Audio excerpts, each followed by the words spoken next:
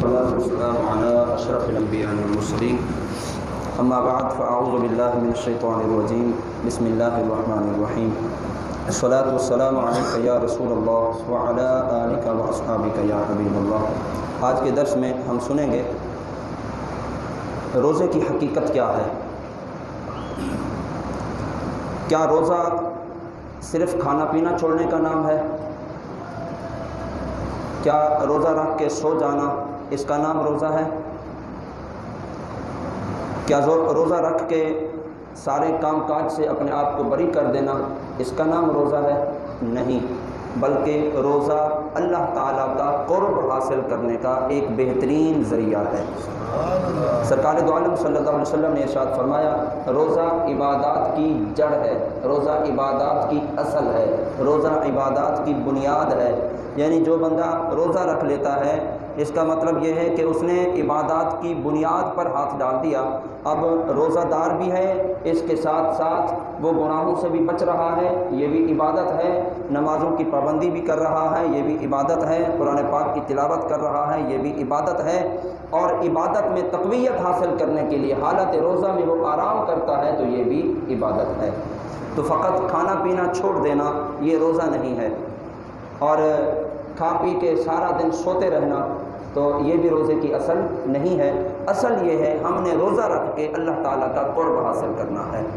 دیکھیں، نماز ہے، حج ہے، زکوٰۃ ہے، عبادات ہیں، ان سب کا اجر اللہ تعالیٰ عطا فرماتا ہے کہ ایک کے بدلے اللہ تعالیٰ 10 گنا عطا فرماتا ہے، 70 گنا عطا فرماتا ہے۔ اور رمضان مبارک میں اللہ رب العزت کی رحمت اس طرح برس رہی ہوتی ہے کہ ایک نیکی کے بدلے میں اللہ تعالیٰ 70 گنا اجر و ثواب عطا فرماتا ہے، اور نفل کا ثواب فرض کے برابر ہو جاتا ہے، ایک فرض کا ثواب 70 فرضوں کے برابر ہو جاتا ہے۔ تو نماز، حج، زکوٰۃ یہ سب عبادات ہیں، ان کے بدلے میں اللہ تعالیٰ اجر عطا فرماتا ہے، نیکیاں عطا فرماتا ہے۔ اور رہا روزے کے متعلق حضور صلی اللہ علیہ وسلم نے ارشاد فرمایا، انا اجزی بہ، فرمایا روزہ دار روزہ میرے لیے رکھتا ہے اور اس کی جزا میں خود عطا فرماؤں گا۔ اور ایک روایت میں یہ آیا کہ اس کی جزا میں خود ہوں۔ سلطان محمود غزنوی اور ایاز، یہ سلطان محمود غزنوی بادشاہ تھے اور ایاز ان کا خادم خاص تھا، اور بادشاہ کی آنکھوں کا تارا تھا، فرما بردار بھی تھا اور بادشاہ کو بہت پسند بھی تھا۔ کئی معاملات میں بادشاہ نے اسے آزمایا بھی تو یہ اپنے اس آزمائش میں کامیاب ہوا۔ ایک مرتبہ ایسے ہوا، سلطان محمود غزنوی گھوڑے پر سوار ہے اور پیچھے آپ کے وزراء بھی آپ کے ساتھ ساتھ چل رہے ہیں۔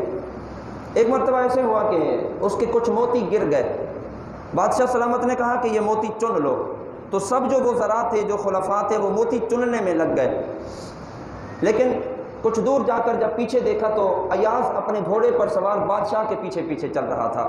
تو بادشاہ نے پوچھا کہ ایاز تجھے موتیوں کی ضرورت نہیں ہے؟ ہر کوئی موتی چن رہا ہے، تو بھی موتی چن لیتا، موتیوں کی ضرورت نہیں ہے؟ تو ایاز نے جو جواب دیا وہ بڑا قابل رشک ہے۔ ایاز نے کہا، جب موتیوں والا میرے ہاتھ میں ہے مجھے موتیوں کی کیا ضرورت ہے؟ تو اہل ایمان کے لیے روزہ رکھنا یہ عین عبادت اور عبادات کی جڑ اور اصل ہے۔ رب تعالیٰ ارشاد فرماتا ہے کہ روزہ دار کی جزا میں خود ہوں۔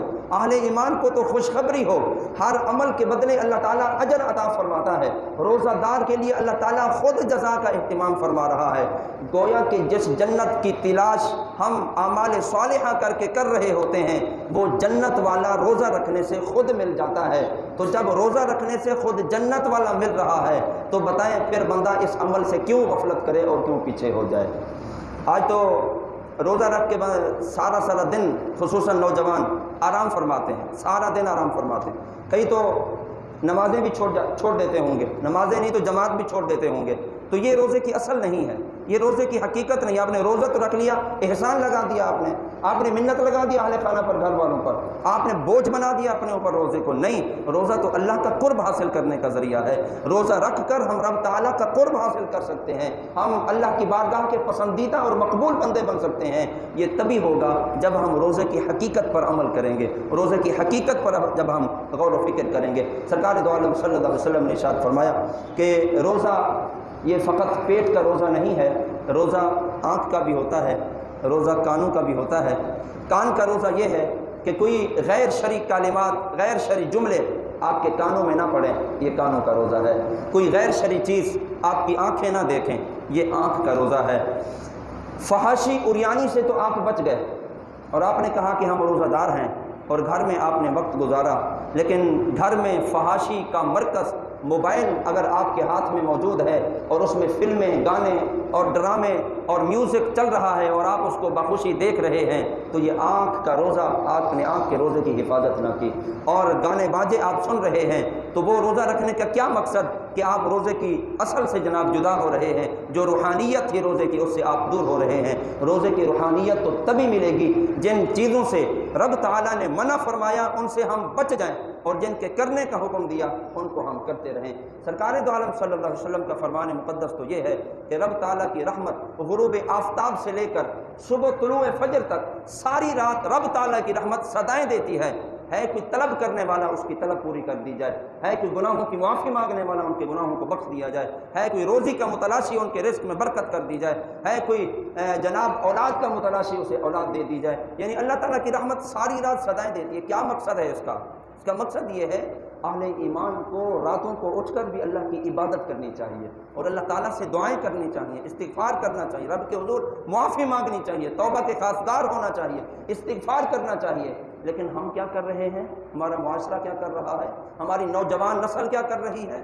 رات کو تراویح نصیب نہیں ہوگی، ساری رات موبائل پہ گیمیں کھیلیں گے، ساری رات پب جی کا اڈا لگا ہوگا، ساری رات لوڈو کے اڈوں پر بیٹھے ہوں گے، تاش کے اڈے پر بیٹھے ہوں گے۔ او بھائی، رمضان تو آپ کو معاف کرنے آیا تھا، ماہ رمضان تو آپ کو بخشوانے آیا تھا، ماہ رمضان تو آپ کو رب کے قریب کرنے آیا تھا۔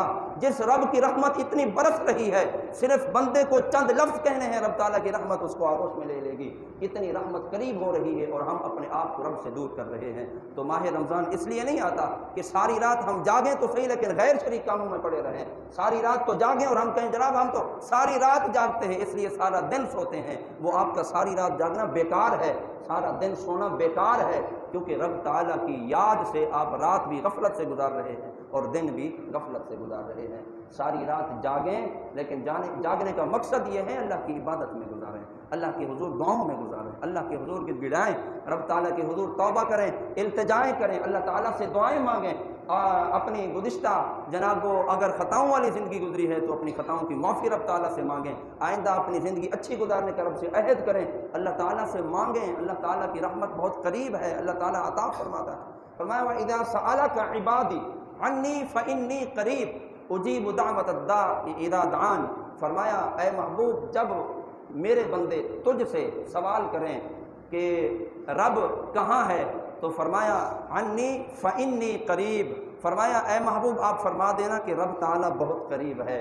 اجیب دعوت الداع اذا دعان، تم دعا تو مانگو رب تعالیٰ دعاؤں کو سننے والا ہے، تم دعا تو مانگو رب تعالیٰ دعاؤں کو قبول فرمانے والا ہے، اللہ تعالیٰ دعاؤں کو قبول فرمانے والا ہے۔ ماہ رمضان میں رب تعالیٰ کی رحمت بہت قریب آ جاتی ہے، تو رمضان مبارک کے ایام غفلت سے نہیں گزارنے چاہیے، راتوں کی جناب وہ تنہائی گناہوں کے کاموں میں نہیں گزارنی چاہیے، بلا وجہ کہ آپ جاگ کر اپنے لیے ذلت کا سبب نہ بنائیں اور اپنے آپ کو آپ پریشانی میں نہ ڈالیں، اور سارا دن پھر آپ سوتے ہیں، سارا دن سونے کا بھی کوئی فائدہ نہیں ہے، کام کاج بھی کرنا ہے، ضروریات زندگی بھی ہیں، سب معاملات بھی ہیں۔ جب آپ ایک لمٹ پر رہیں گے، رات کو بھی اور دن میں بھی، آپ کی دن بھی آسانی سے گزرے گا اور رات بھی آسانی سے گزرے گی۔ اور جو روز ساری رات جناب وہ جاگ کر گزارتے ہیں انہیں نماز جماعت سے نصیب نہیں ہوتی، بہت کم لوگ ہیں جو جماعت سے پڑھ لیتے ہوں گے، اپنی مرضی سے سو رہے ہیں، اپنی مرضی سے اٹھ رہے ہیں، اپنی مرضی سے جاگ رہے ہیں، اپنی مرضی سے کام کاج کر رہے ہیں، اور منت لگائی ہوئی جناب ہم تو روزہ دار ہیں۔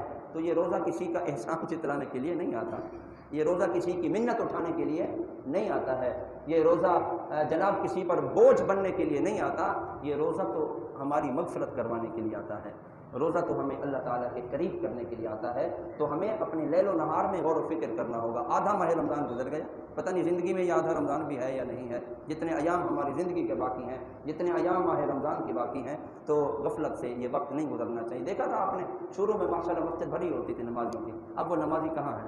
نماز فجر میں کھچا کھچ مسجد بھری ہوتی تھی، آج وہ نمازی کہاں ہے؟ نماز مغرب میں بھری ہوتی تھی، نماز عصر میں بھری ہوتی تھی ماشاءاللہ، اب وہ نمازی کہاں ہے؟ کیا ماہ رمضان چلا گیا؟ کیا ماہ رمضان کے شروع کے دن آپ کو نماز پڑھوانے کے لیے آتے ہیں؟ یہ ماہ رمضان یہ تو نماز کی میں سمجھتا ہوں کہ عادت ڈلوانے کے لیے آتا ہے، سال میں ایک مرتبہ آپ پھر اللہ کے حضور متوجہ ہو جائیں، آپ پھر اللہ کے قریب ہونا شروع ہو جائیں، رب کی رحمت آپ کے قریب ہو جائے گی، پھر آپ کی جناب طبیعت بن جائے گی نمازیں پابندی کے ساتھ ادا کرنے کی، اللہ کی عبادت کرنے کی طبیعت بنے گی، پھر سارا سال آپ اس پر گامزن رہیں۔ اور ہماری حالت یہ ہے ماہ رمضان میں پھر بھی بعض وقت نمازی نظر آتے ہیں اور مسجد میں کچھ آبادی نظر آتی ہے، جیسے ہی عید کا دن آتا ہے جناب وہ نمازی اکثریت نمازی کی غائب ہو جاتی ہے۔ تو نماز جس طرح ماہ رمضان میں فرض ہے اسی طرح رمضان کے بعد بھی فرض ہے، جس طرح ماہ رمضان میں نماز فرض ہے اسی طرح عید کے دن بھی نماز فرض ہے، جس طرح ماہ رمضان کے ہر وقت نماز فرض ہے اور اسی طرح جناب ماہ رمضان کے بعد بھی پانچوں نمازیں مسلمانوں پر فرض ہیں۔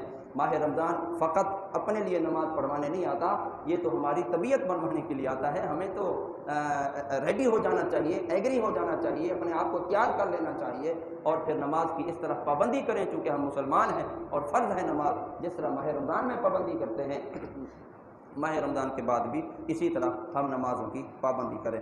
سرکار دو عالم نور مجسم صلی اللہ تعالیٰ علیہ وسلم نے ارشاد فرمایا، جس نے ایک دن کا روزہ رکھا اللہ کی رضا حاصل کرنے کے لیے، ہم تو الحمدللہ 30 دن روزہ رکھنے کی نیت کر کے بیٹھے ہیں، الحمدللہ اللہ نصیب میں کرے کہ 30 روزے ماہ رمضان کے ہو جائیں۔ حضور نے ارشاد فرمایا جس نے ایک دن اللہ کی رضا کی نیت سے روزہ رکھا، فرمایا اللہ تعالیٰ اسے جہنم سے اتنا دور کر دے گا جتنا ایک کوا اپنی بچپن سے اڑنا شروع کرے اور بوڑھا ہو جائے یہاں تک کہ مر جائے، جتنا وہ مسافت کرتا ہے اللہ تعالیٰ روزہ دار کو جہنم سے اتنا دور فرما دے گا۔